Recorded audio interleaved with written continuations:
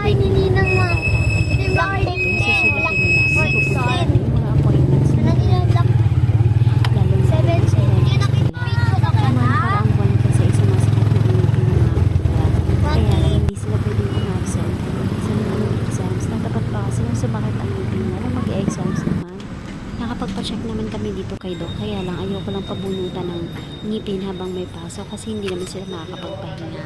Ngayong bakasyon na, ibabalik talaga kami rito para matapos yung problema nila sa ngipin at magpapaklining na nga rin pala sila.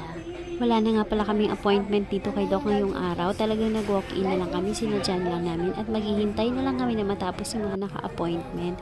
Tamang-tama lang din naman, may dalawang naka-appointment kaya kaunti lang yung hihintayin namin bago sila maisalang. Tapos pag tayo kumakain, madudumihan yung isa pag sa atin. Maano yan, madudumihan din yung mga part of lungs mo. But yung health ng kidneys, nailinisan na lang yan. Kaya umiyak ka ng tubig para tulungan mo din yung mga kidneys mo pupunta. At pagkatapos na maiihit ka, yun. Tapos sinabi na lang, maglalang sa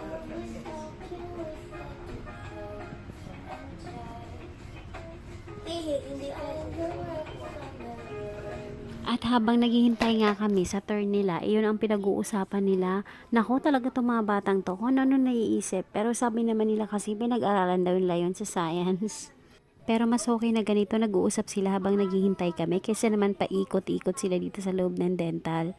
Kasi kung nandito si Kuya Z, malamang ikot ng ikot to sila dito, malamang hindi na natigil ang bungang ako sa kakasaway. Pero ang totoo talaga niyan, habang nag-uusap sila, tahimik ako sa mga oras na yan.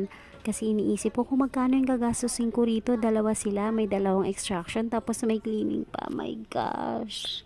Masakit kinakain mo, yung cavity no, na dumidikit sa ngipin. Ayun, para malinisan lang na mag-toothbrush ka lang. Okay? Ikaw, nagtututbrush ka ba? Yes. Ay, sige dyan, sukit namin. Ay, bakit nandito tayo kay Doc? Kasi para malinisan. Para mabuting ngipin. Bang binivideohan ko nga sila, hindi ko alam kung ano ang sunod na pag-uusapan nila hanggang sa umabot nga sila sa about sa ngipin, sa kanilang mga ngipin. Yun ang pinag-uusapan nila. Aba, sumakto din kayo At marami pa silang pinag-uusapan dyan na parts ng kanilang mga katawan. Yung parang nagkukwentuhan sila kung anong pinag-aralan sa grade 3, anong pinag-aralan sa grade 4. Kasi si Kuya grade 4 na siya, tapos ito si Kuya Kia naman ay grade 3. Nag-uusap sila kung ano yung mga nagiging lesson nila sa classroom. At maya-maya pa nga ay turn na nila, turn na namin actually.